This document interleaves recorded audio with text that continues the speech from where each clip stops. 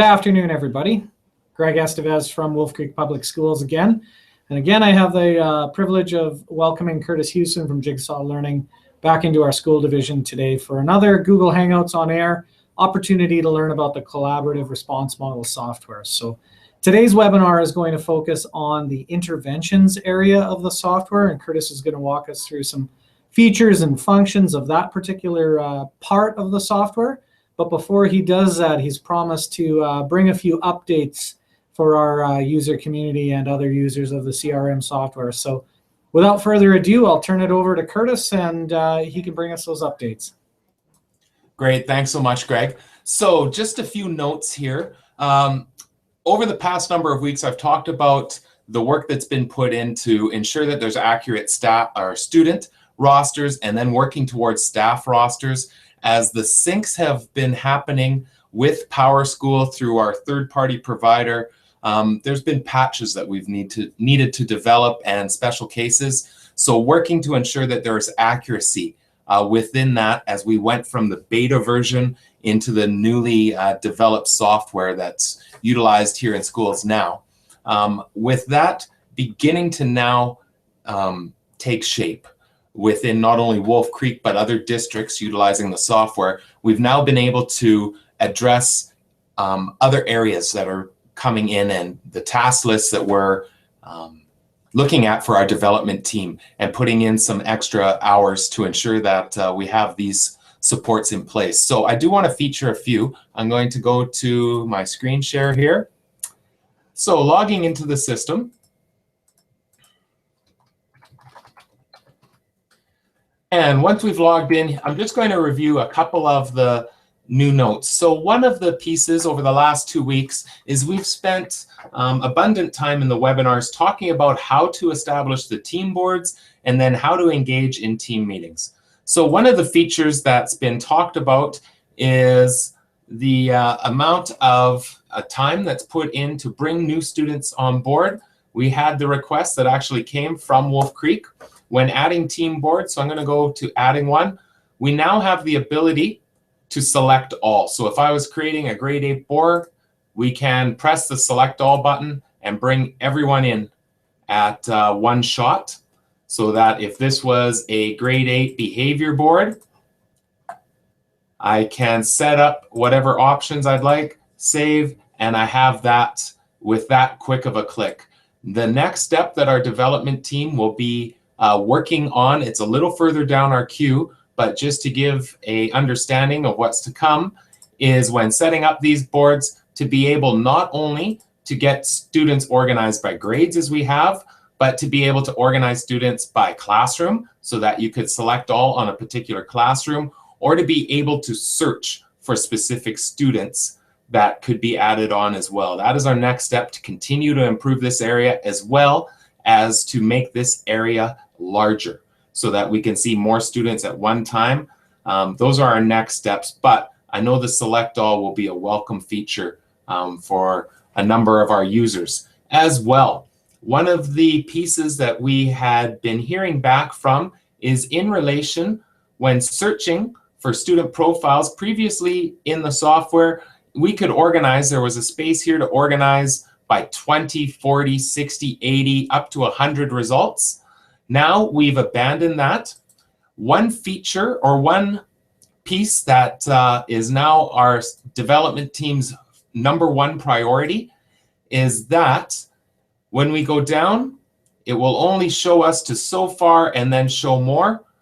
Their #1 priority right now is to eliminate the show more, extend this field all the way down to our bottom. And so if in this school there was 300 students, we would basically just be able to scroll right through the 300. And what will be advantageous there is when we now sort by name, we will have all names rather than just the 20 that were showing up. There was a frustration that was happening when we wanted to sort by, let's say, grades, but it would only sort those students, the first 20, 40, or 60 that would show up.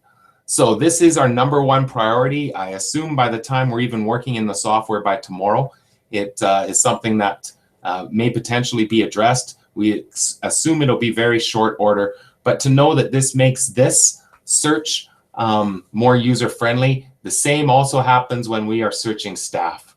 That has been eliminated so that we can just see all of the staff that are currently within a school. This school has 3. So another feature at the district level is we can now search by staff and create a staff overall CSV roster, similar to what we're able to do for students. This is a feature that proved very helpful when ensuring accuracy of rosters across the district for students, and is now what we're utilizing to ensure accuracy for staff as well. And the final feature, which I know will bring a smile to many faces, is that our system, no longer can a student be added into the system with, and I'll show you what I mean here. No longer can a student be added into a system with blank entry levels or a blank tier. One of the frustrations we heard was that a school would build a board with 60 students there by name. They'd then go open it up and there was only 10 students sitting there for them because a number of students were showing a blank for their intervention tier or the headers. So it is no longer possible that a student can come in without those assigned. And if I was a user who added another intervention focus level or intervention focus, it would automatically go to the defaults. And within our school, those defaults are determined by admin who are able to configure their school. Within my intervention tiers, I can assume that the default is tier 1. And within my entry levels, I'm setting my default as meeting expectations. The last final piece of this is our development team has put in place, however, we are still testing it this evening, have put in place so that any students currently in the system without assigned defaults should have those defaults assigned automatically. However, I do not want to ensure that with 100% as I haven't had a chance to test it here this afternoon, but those are going to make the viewing and assigning for students on team boards much, much more efficient and alleviate a number of the concerns and frustrations that had been experienced as people were preparing team boards.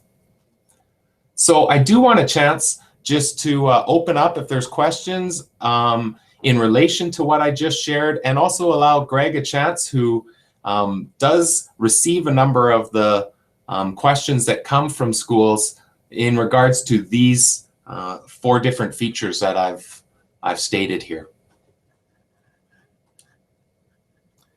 So one of the things that maybe I'd get you to show us again, Curtis, if you wouldn't mind, is I'm currently looking at one of our schools, and I'm going through their staff list. If I'm not able to find, for example, if a staff member isn't showing up in that list, is there another way of finding their name? And you provided me with sort of something to remember when searching either for students or for staff inside of the system. Can you just share that Absolutely. with the audience? You bet, and I'll pull that up right now. So a couple of notes here. So what Greg is referring to is if, for instance, I was searching for the student John Candy, enter, and it shows me that no students are found. The reason is I've tried to enter 2 separate fields into my search. Excuse me. Our system recognizes not only the first name field, the last name field, the student number field, there, but is only able to recognize one of those at one time. In a sense, I've combined fields here. So for instance, rather than looking for John Candy, maybe I'll just search out Candy as a last name, and it'll show me those students that meet. One of the nice features that built in is I don't need the full name to find that student. In fact, let's even just go J-O, and it will give me anything that's related with that J-O for us. In fact, it's even pulled up some other students who have some linkage to that particular note. So if I am just going to go into John, there's my John Candy, John Travolta. So ensure if within Wolf Creek, for instance, I had a teacher, G. Estevez, I'm not going to be able to find if I put in that exact feature. And to remember within Wolf Creek, because staff members are entered into Power School with a first initial, last name, you're likely not going to be able to search through that first name. You're going to need to put up that last name. So if that last name is Estevez, when I go into my searching for staff, it's not going to come up in this school, obviously, but to be able to put in just the name will bring up any staff that meet that criteria. So again, remembering within most of Wolf Creek schools, staff that are coming over from Power School have just that first initial. As well, one workaround that we have noted, and this will be corrected once this show more functionality is deleted and we can see all students. But we found, even working with a school today, by clicking in to the search box, pressing enter, will bring up all of those students without the show, all of those pieces within there. It was working within a school today as a workaround. By tomorrow, I'm hoping that this workaround is not needed in any shape or form. But just remember that if we were to put in the search for Chevy Chase, even though I can see them right there, I'm combining fields for that search. Excellent. Thanks, Curtis. Now, if you wouldn't mind, if you'd be able to kind of head into the interventions area of the software and sort of explore it fully, because it's a piece of the software we haven't really covered in any of our webinars up to this point. You bet. And so this is, when we think about what is the core purpose of this software, the core purpose is to capture collaborative conversations. Okay, so when we sit down to talk about a cohort of students or individual students as professionals, this is where the software really comes to its fullest impact. To be able to capture those conversations, determine the actions that are being in place to support our students, and then providing that record, building a robust understanding of students through that process, along with the assignment of actions for individual staff members as well. However, the interventions area is built with a consistent philosophy around collaborative response model. So what I'd like to do here is demonstrate what this will look like, and I will also make note of two inconsistencies that staff will encounter when establishing this, and just to understand that the fixes are being put in place for both of these. So first off, within the interventions area, this is available for any of our users. However, only users with admin or teacher status are able to adjust interventions within a school. So you'll note that currently in this school, I have 4 intervention focus areas that I've set. I've done this through my school configuration. So you can see I'm at Configure School, Intervention Focus. I've decided that there's 4 areas that we're building in. Now, I would imagine in this school that they are quite mature in their collaborative response model. Most schools that we encounter, especially when first starting out that examination of schools or of students through collaborative response practices, it's going to be advantageous to have 1, maybe 2 intervention focuses. However, for this example, there are 4 in place. So we'll go back to our interventions, and we can see within the school, there is currently 1 academic focus which has been established at Tier 3. So we're going to go in, we'll go into numeracy, and we're going to add an intervention for our school. So now, an intervention is really looking at, and again, this is consistent with the collaborative response model philosophy, consistent with 3 criteria: that it's in addition to regular class instruction, that it's provided by someone who is trained or knowledgeable in that particular intervention, and that it is targeted and able to be assessed as well for effectiveness. So now, that being said, it does not mean that we cannot include strategies being put in place here as well. So I'm going to establish in the area of numeracy in this school, let's say that one of the supports that we provide is daily computation club.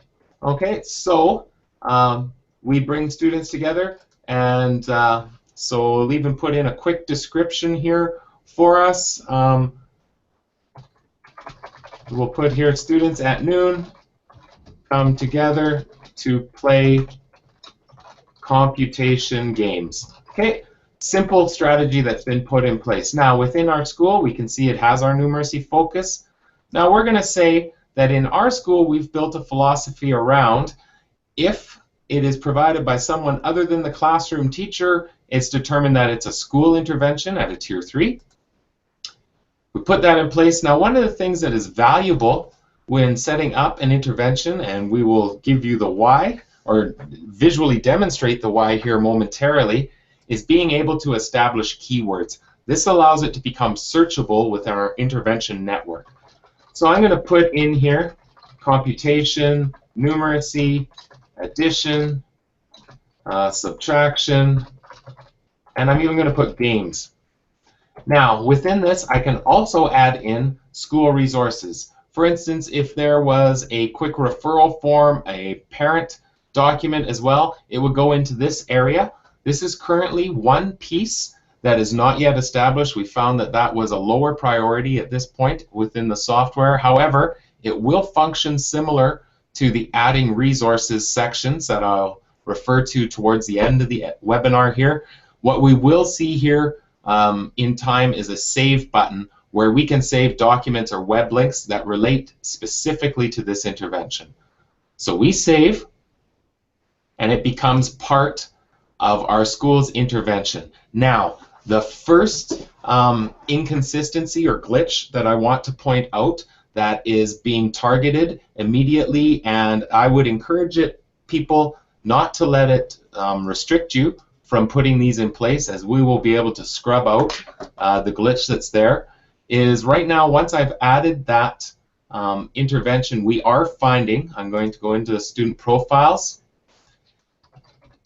that the intervention is being added for every student within the school. So when you make note of that, please know that this is being corrected. It doesn't mean that we should not be putting the interventions in place if that's something that you'd like to do, but to know that that is something that's going to be corrected here for us, that our development team is working on. However, let me go back to our interventions.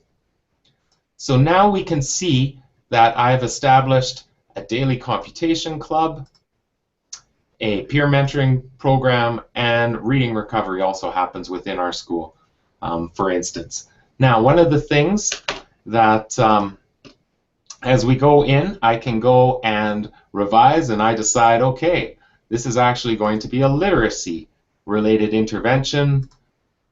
We can save and come back and see that it's been moved along. Now, the reason that we add interventions is actually threefold. The first one is that anytime we engage in a meeting, so I'm going back to a student profile. Let's go back again to John. There he is, John Candy. If I was to establish a meeting for John through pressing a new meeting, this is a specific meeting for John. This is not a collaborative team meeting as we've discussed in previous webinars. You'll note here, when we come down to determining what are we going to do, when we press on this intervention or action, you can see my behavior, my literacy, and numeracy interventions in place. Eventually what we're going to be able to have is a drop-down menu of interventions established that we can just select. So in this case, we're going to put John into the daily computation club.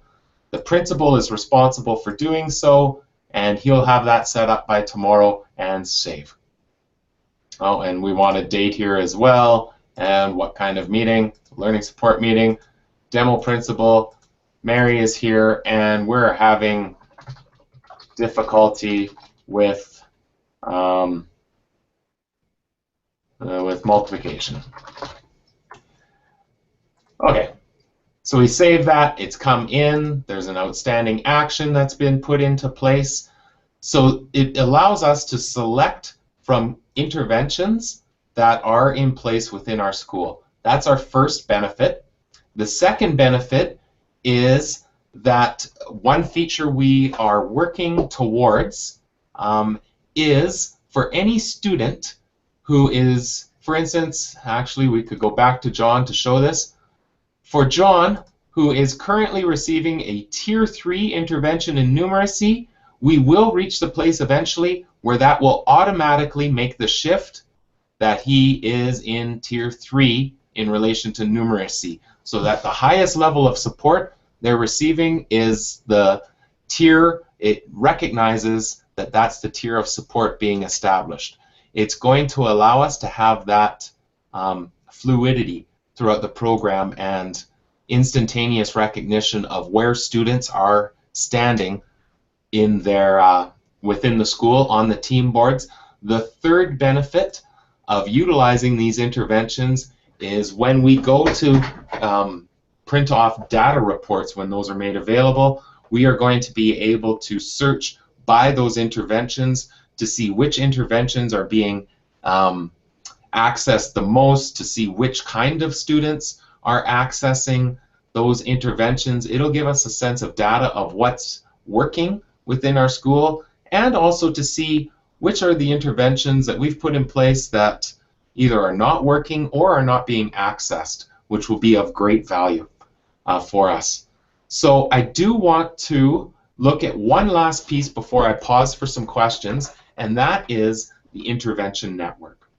So this was built with the understanding that rather than every school being an island upon themselves, wouldn't it be outstanding if we could see what other schools are putting in place to support their students? So when I enter this intervention network, I'm going to see every intervention, and our list is building daily, that are being put in place for students within schools. Now this is the reason that we have gone and put in keywords. You'll note here that the one piece that is a little lower on our priority list is to be able to choose the focus. This will be our drop down that we can choose any of these different focus areas. However, the keyword here is valuable. So we're going to put in a keyword. We know we want to put in an intervention that is in relation, actually, why don't we just put computation and search. Well, there's one in there. I can go and take a look, and some school, actually this was just ours, has already gone and put in intervention it describes. One little piece here that you'll note is there's a temporary placeholder of resources. However, what this will be is any resources that have been developed related to this intervention are going to be placed here. So if another school has developed a parent support letter, if another school has created any resources, referral forms, anything that would be valuable for this, it's going to be here. In addition, my school resources will be here as well. My school resources will get added into this great bank of building places, but we envision a time where this may become quite large and a place where we can easily grab which resources are our specific ones. So now, right now, our intervention network is working primarily as a view only to be able to look at different interventions. However, in very short order, we will have so that as a school, we can edit and save. And by doing such, it will open this up. We can adjust it to make it fit our specific context. For instance, maybe this is students gather at the beginning of the day to play different computation games, or maybe there's some variation that fits. And for us in our school, that's really defined as Tier 2. We'll be able to save that into our school. But what this does is allows a rich understanding of how we can go about supporting kids. And once again, as we work to eliminate some of these limiters, in a sense, we'll be able to organize these based on their focus areas, based on their tiers, based on name, anything that we can do to make this support for students and for schools accessible for all, so that essentially we can be learning from one another in how best to support our students. So I do want to pause there, take any questions that are in place, and just take a moment to think through or to respond to any questions that may come up. So I noticed that we have one of our learning coaches, Mr. Kylie Kissel, joining us there. I just Hi, Kylie. not any. If he had any questions that he wanted to bring forward to Curtis on behalf of kind of the schools that he's working with, but also anything that he's just noticed working inside the system or alongside of teachers that has come up so far. So Kylie, do you have anything? Nope. I think I have him muted. Let me unmute him. I was trying to read lips, but it just didn't work too well for me. Oh. Still muted, Kylie. Hang on.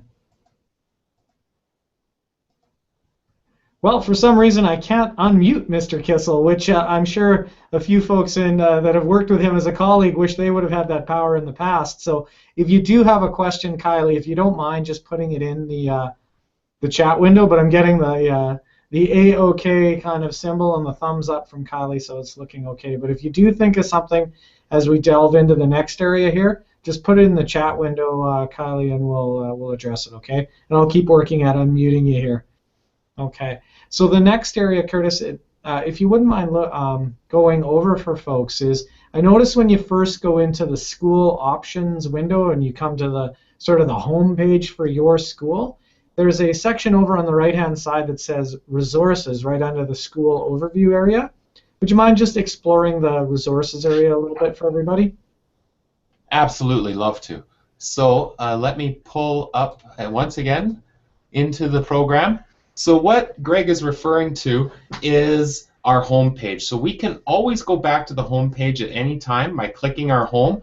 And once again, for our users to remember, this dashboard is collapsible. If you feel that you need more room, further resources, if things start to feel clumped together, it does give you that more room.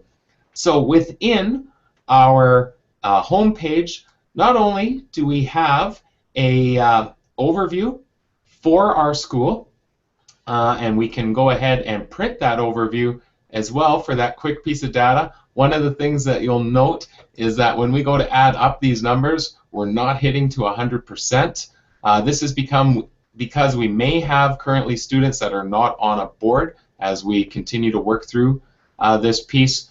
Just to know, again, that is one small detail within the system that will be scrubbed as we go along. However, what Greg is referring to are these three links, and I'm actually going to start in backwards order. The admin resources. Now, the admin resources, actually I'll open all three so we can see.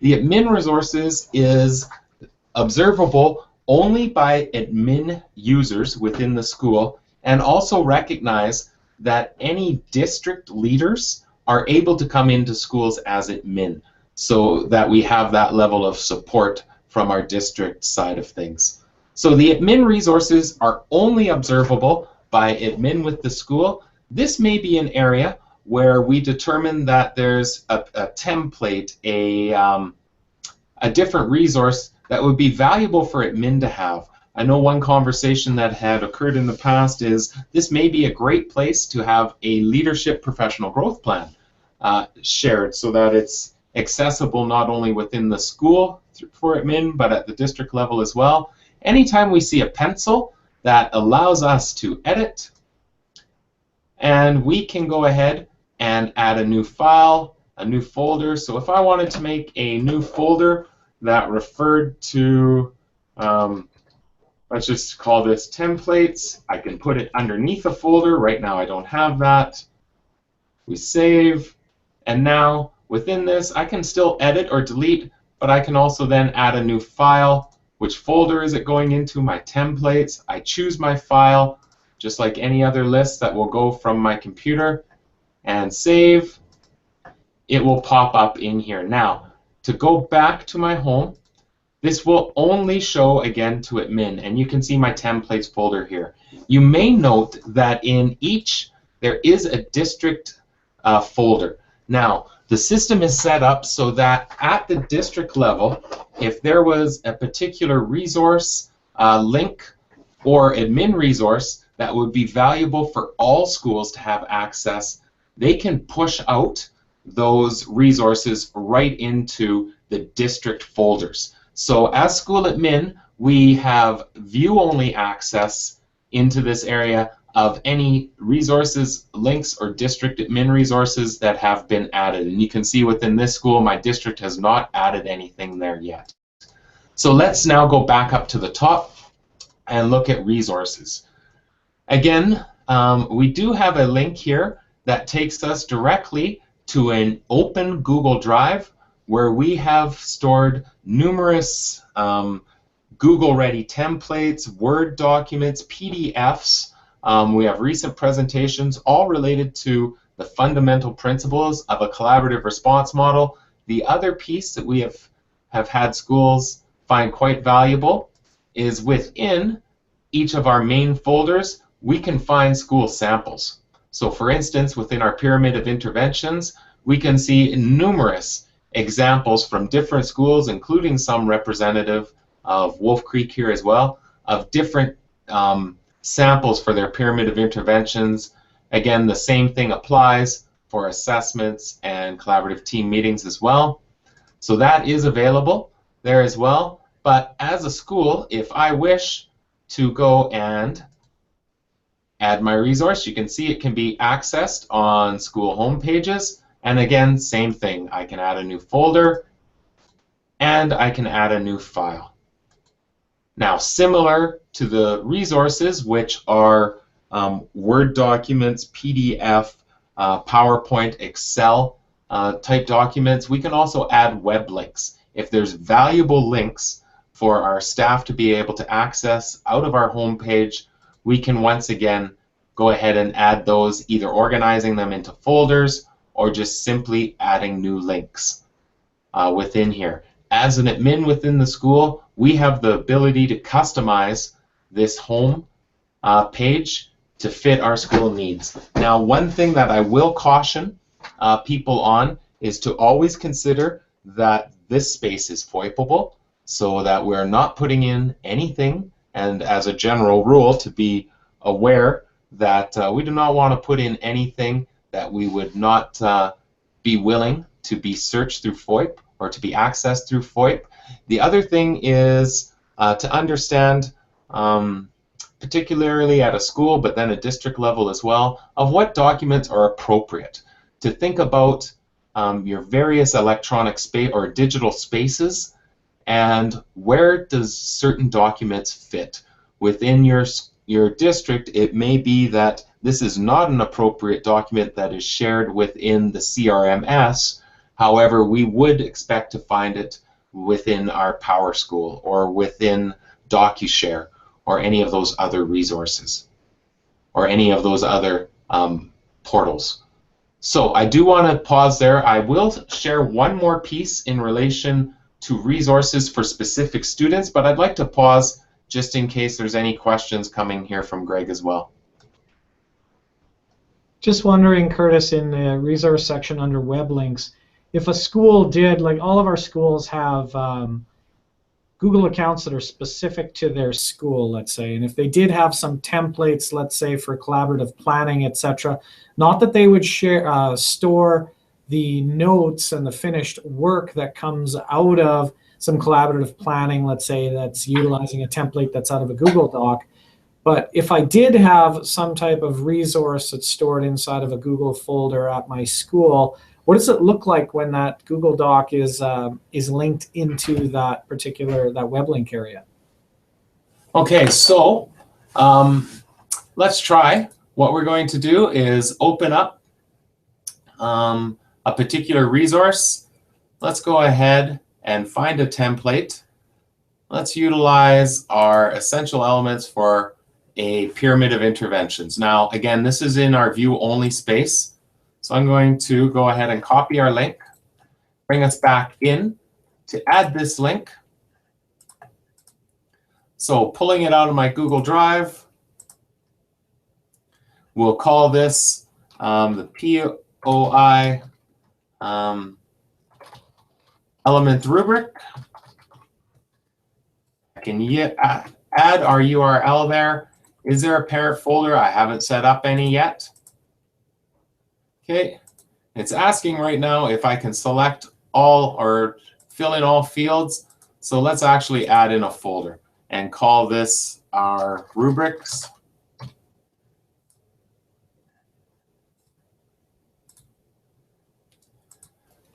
Hi, Curtis. Would you be able to share your screen again?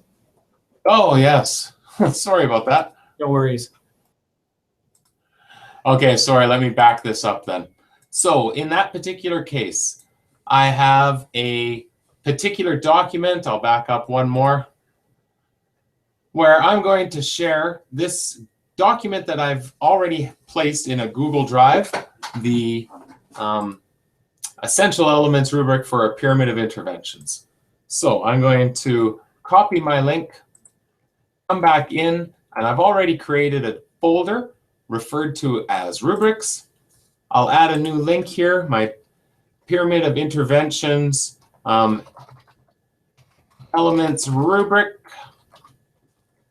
placing my URL, my rubrics folder, and save. And so, oh, it's not coming up. Okay, this is a little functionality that I'll put onto our list to add, but theoretically what is going to happen is we should be able to place that link right into this web links so that it can be accessible. Oh, there it is. I'm sorry. POI elements rubric, and takes us right into that document. Okay, so it may be, and again, this is an example where I haven't opened this up in Drive. If I was to potentially, I would say in this situation, it's going to be more effective for this to be opened in Drive, and so that I can find the document that I'm looking for. There it is, and find our link. Maybe we'll utilize that and see if that helps us. Let's go back to our edit and add our link. One of the things that we will be putting in is so that we can edit that link. I believe it was available there. I just didn't nab it.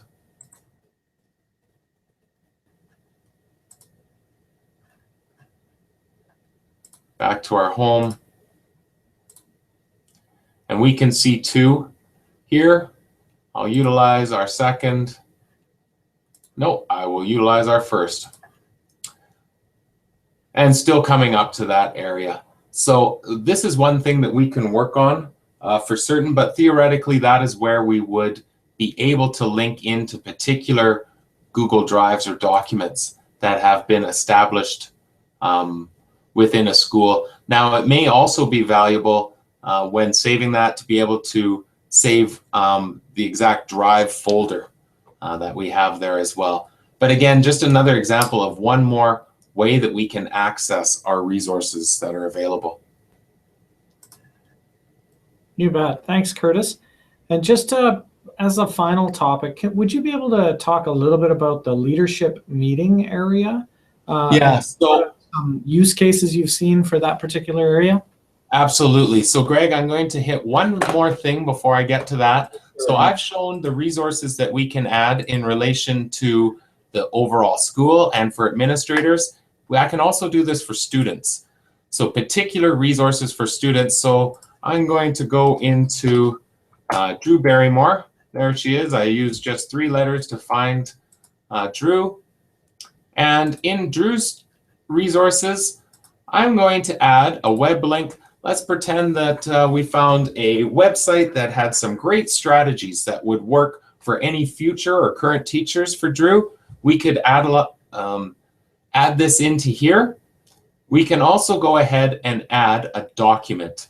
Now, one of the features that is built into the system is that we can make this document confidential and then select which of our staff have access to see that. Now, one of the things that, again, I will caution people on utilizing this feature is to ensure, especially with your admin or even at your district level, of what documents should be going in there. Each district is going to have different parameters for what documents should be held where, and just to be aware of those before we're adding any documents for a student.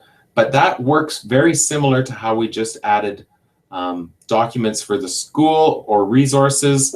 With this, it allows us, again, to rather than a teacher, an individual teacher finding something great that works with a student or particular resource, checklist, different templates, to be able to save that to the student so that other current and future teachers can benefit from that learning.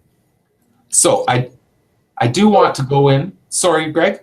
No worries. I was just going to provide some context for Wolf Creek users in that Thank you. if anybody has any questions about what type of documents should exist inside of the CRM software versus DocuShare versus Google Drive, make sure that you connect with your school-based learning coaches or inclusion coaches. And if those folks have any questions, even though we have some pretty clear sort of recommendations and requirements around what exists in each of those spaces, the coaches can always access myself, but any school-based staff and admin, check with the coaches first, because they're pretty well grounded in what should be in what storage space, which document management area. So, but I do see the power there, and like you talked about, if Drew had a particular learning style even, or modality for learning, and just some suggestions, generic suggestions for how to engage, let's say, somebody who's a kinesthetic learner, that's a great place for that kind of general resource, at least in Wolf Creek. But anything that's really, really specific to the student and has that sort of personal information, that FOIPable piece, again, we have different areas where we expect people to keep that. But definitely I can see that, that just being able to hand off suggestions and resources that have worked with students like Drew, to use your example, that's a great area to place those types of materials. And really, this functionality came to being when we heard from staff members saying oftentimes they develop a checklist that works really well, or they develop any other kinds of resources that are just, they work well with the student. And so to ensure that that understanding of the student and that instructional practice doesn't disappear when the student transitions into another subject area or grade level. Again, we're utilizing this system to build a robust understanding for students and instructional support for teachers. So I will come back then and address this final point here that Greg has mentioned in regards to the leadership meeting. So the leadership meeting is intended, again, you'll notice that it's in the admin battery of buttons here on my user dashboard. This means that only admin can access these. The leadership meeting is really to be a way for leadership teams within schools to coordinate the supports that they're putting in place, to really ensure that there's strong strategic presence when putting in place and enhancing, building upon the collaborative response model within schools. So in the leadership meeting section, and you can see all the way along, we have descriptions that can help with this. We can go here to search past meetings, and you can see right now we have no meetings that have happened in this school for leadership. So let's go and start one. We're going to start a new leadership team meeting. So once again, you'll see very similar functionality to students. So we're going to assign today's date we're meeting, and the principal and one of our district staff members, as well as a key leadership person, possibly a coach within our school, are in attendance, and very similar to a collaborative team meeting, let's start off with celebrations. So we're going to celebrate that grade 8 teachers successfully implemented the new STAR testing system last week. Okay, again, it's that how do we start on a positive note and thinking about the great progress that is being made in our school the same way that we do when we talk about the great gains being made with students.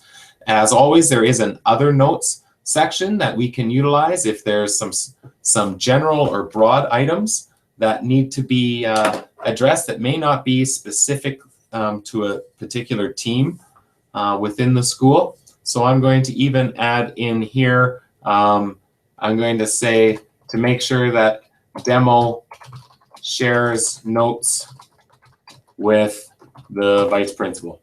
Okay, we can establish our next meeting date if we'd like. However, we're not going to in this situation. So within this school, as a leadership team, we've gotten together and we're going to focus first on what kind of support is happening for our grade 7 teachers. So the team we're talking about is our grade 7 teachers, and our description, we're going to put in that one of our people were in a collaborative team meeting with them recently, and one of the things that was noted is just a very loose understanding of the ELL benchmarks.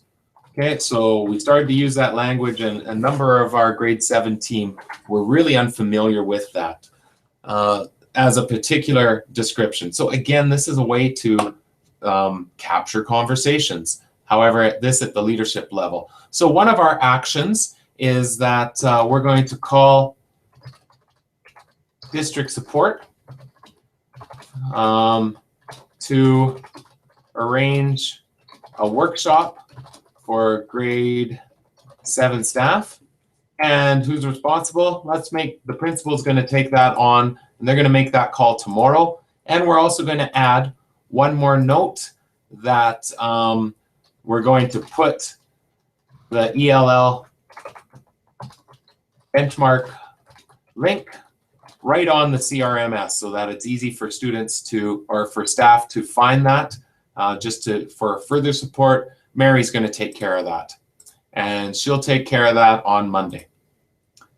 So we can add further actions if we like. However, we've decided we'd like to discuss another team, and then we can replicate that. We can talk about, when we were in the grade 9 meeting, here's one of the things that our teachers were asking. Again, it's how are we building capacity for our schools? Okay, so actually, I'm not going to fill this in. I'm going to delete that team out. When I save, it's going to create that meeting record. Oh, it's not showing up for us. This will create, we worked with a school just this morning where this was being put in place. This may be the particular school itself. However, our leadership team meeting would be there for us. And again, accessible only for those within our leaders. Now, one of the features that we're still building upon, and it is available, but we haven't given it the full test, is that following that meeting, a very similar email is going out to those leaders to say the meeting was held, here's a link to the notes, here's the actions that were assigned. And you'll also note, since I'm in here as demo principal, I go into the actions overview, and I have that action has been assigned to me. So once again, it allows for that accountability to get put in place. Now, if there was such a time where there was a leadership meeting where somebody with teacher user permissions was taking part, that person would be added into the minutes. They would receive an email that they were part of that meeting. They would see though any actions assigned to them would show up in their actions overview. However, they wouldn't have access to go back to review that. The only review point that they would have is the link to the PDF meeting notes that would be emailed to them.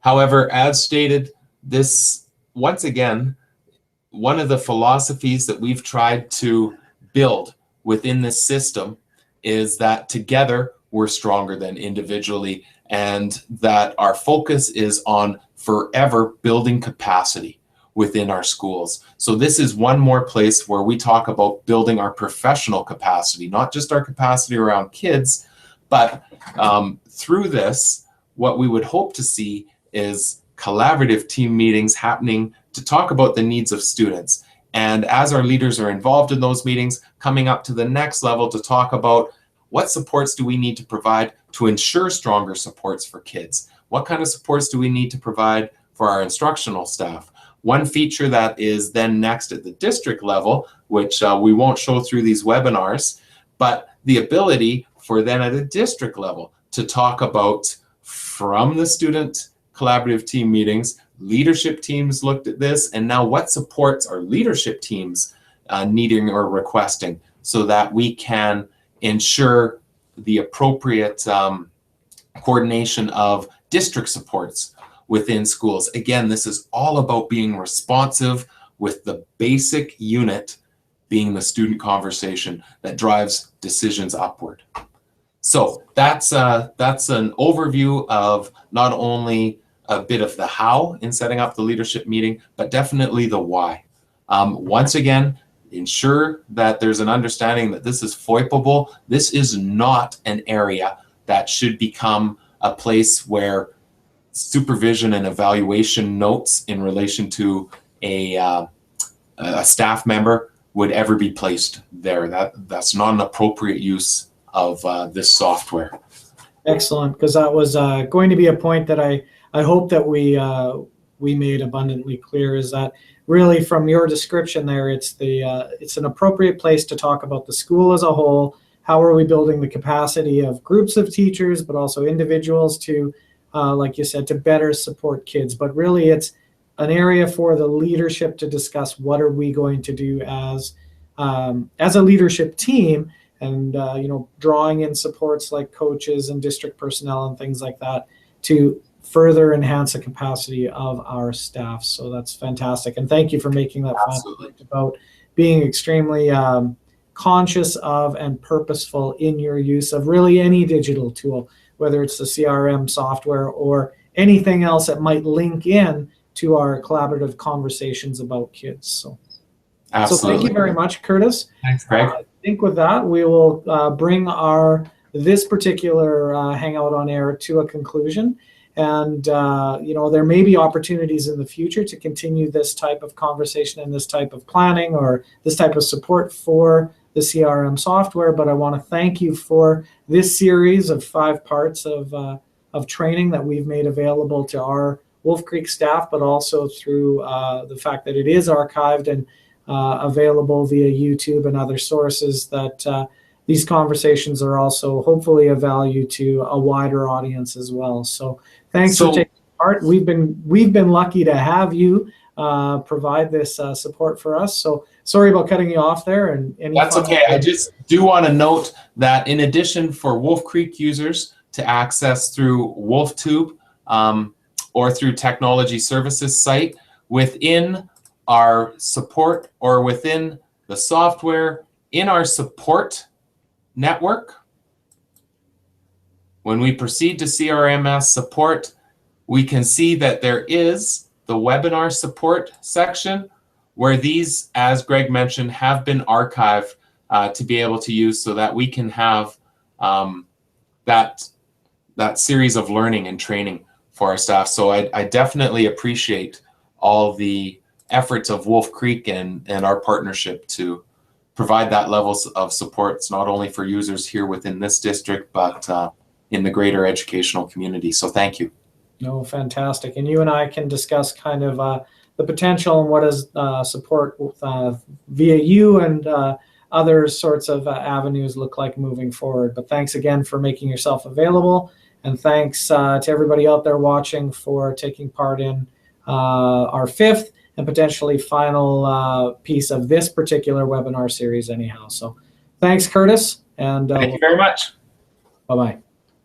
Bye.